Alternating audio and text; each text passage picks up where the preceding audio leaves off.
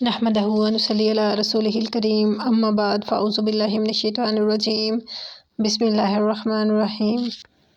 حضرت موسیٰ علیہ السلام کی پیدائش ہوئی اور فرعون کے پیادے گھر گھر کی تلاشی لے رہے تھے۔ جہاں جہاں لڑکا پیدا ہوتا تھا اس کو قتل کر دیا جاتا تھا۔ حضرت موسیٰ علیہ السلام کی والدہ کو خوف ہوا کہ اگر انہوں نے بچے کو دیکھ لیا تو وہ اس کو بھی قتل کر دیں گے اور ساتھ میں ہم سب کو بھی قتل کر دیں گے۔ میں انہوں نے سانوم نامی ایک بڑھئی سے کہا کہ ہمیں ایک صندوق اتنی لمبائی اور چوڑائی کا تیار کر دو اور تختوں کو لانا کہ پانی اندر نہ جائے۔ بڑھئی کے پوچھنے پر حضرت موسیٰ علیہ السلام کی والدہ نے اسے بتا دیا کہ ہمارے ہاں ایک لڑکا پیدا ہوا ہے، ہم چاہتے ہیں کہ اس کو دریائے نیل میں چھوڑ دیں، کہیں ایسا نہ ہو کہ فرعون کو اس کی اطلاع ہو جائے، ساتھ وہ اس کو بھی مار ڈالے اور ہمیں بھی مار ڈالے۔ بڑھئی نے وعدہ کر لیا کہ میں کسی سے کچھ نہ کہوں گا اور یہ کام پوشیدہ کروں گا۔ جب بڑھئی گھر گیا تو سنا اس نے فرعون کا منادی آواز لگا رہا ہے کہ جو شخص ہمیں ایسے لڑکے کا پتہ بتائے جو ان دنوں پیدا ہوا ہے تو ہم اس کو اتنا انعام دیں گے۔ چونکہ فرعون کو اس کے کاہنوں نے بتا دیا تھا کہ وہ بچہ پیدا ہو چکا ہے، ہماری سلطنت کو ختم کر دے گا، تو لہٰذا فرعون نے اپنے پیادوں پر سختی کی کہ اس بنی اسرائیل کے اس بچے کا پتہ لگاؤ، اور وہ جگہ جگہ منادی کر رہے تھے کہ ہمیں اس بچے کا بتایا جائے جو بنی اسرائیل میں آج کل میں پیدا ہوا ہے تو ہم اس کو اتنا انعام دیں گے۔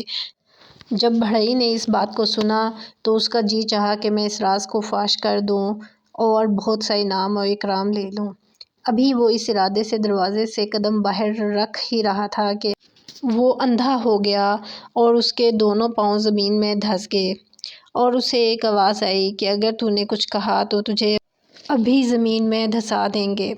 اس نے توبہ کر لی تو اللہ تعالیٰ نے اس کو نجات دے دی اور اس کی آنکھیں بھی ہو گئیں۔ وہ بڑھئی کئی بار اندھا ہوا، اس نے بارہا کوشش کی کہ میں فرعون کے دربار میں جا کر بتا دوں، جیسے ہی وہ ارادہ کرتا تو وہ اندھا ہو جاتا، اور جب وہ توبہ کرتا اس کی آنکھیں ٹھیک ہو جاتی۔ کئی بار ایسا ہوا، جب بھی وہ ارادہ کرتا تو وہ اندھا ہو جاتا۔ آخر ناچار ہو کر اس نے سچی توبہ کر لی۔ پھر اس نے راتوں رات صندوق تیار کر کے حضرت موسیٰ علیہ السلام کی والدہ کو دے دیا۔ حضرت موسیٰ علیہ السلام کی والدہ نے اس کو مزدوری دینا چاہی تو وہ کہنے لگا کہ مجھے اس خوش نصیب بچے کا ایک مرتبہ دیدار کرا دو، یہی میری اجرت ہے۔ جب اس نے حضرت موسیٰ علیہ السلام کو دیکھا تو اپنی آنکھیں ان کے قدموں پر ملی اور رخصت ہوا۔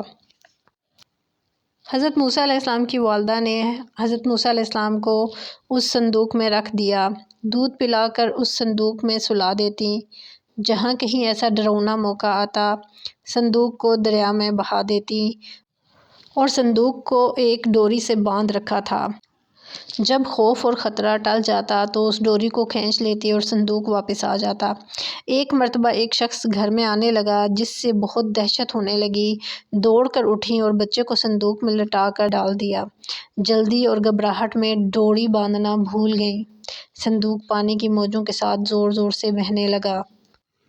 حضرت موسیٰ علیہ السلام کی والدہ نے حضرت موسیٰ علیہ السلام کی بہن سے کہا کہ تو اس صندوق کے پیچھے جا اور دیکھتی رہ کہ یہ کہاں جاتا ہے۔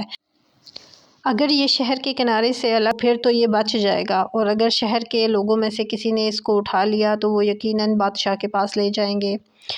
حضرت موسیٰ علیہ السلام کی بہن صندوق کو دیکھتی ہوئی انجان بن کر دریا کے کنارے کنارے چل رہی تھی۔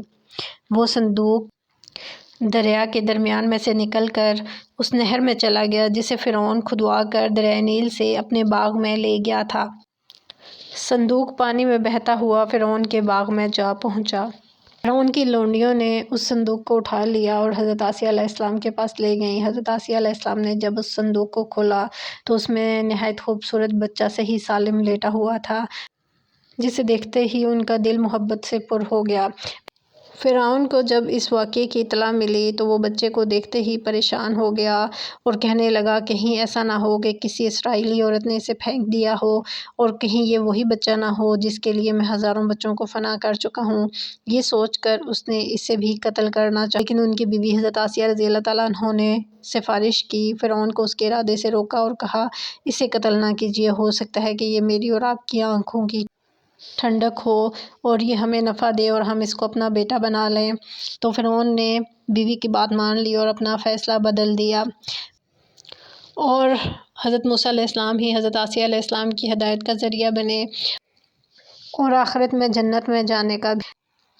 حضرت آسیہ علیہ السلام کی کوئی اولاد نہیں تھی، اس لیے انہوں نے چاہا کہ وہ موسیٰ علیہ السلام کو منہ بولا بیٹا بنا لیں، اور ان میں سے کسی کو بھی یہ شعور نہیں تھا کہ یہ قدرت کس طرح پوشیدہ پوشیدہ اپنا ارادہ پورا کر رہی ہے۔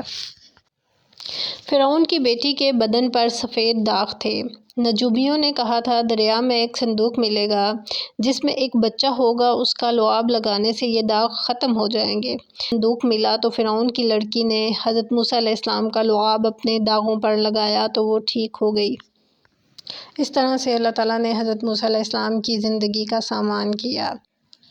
بے شک اللہ تعالیٰ ہر چیز پر قدرت رکھنے والا ہے۔ اللہ تعالیٰ ہمیں اپنے احکامات پر توفیق عطا فرمائے اور ہمارا کیا ہوا عمل قبول فرمائے۔ وآخر دعوانا ان الحمد للہ رب العالمین۔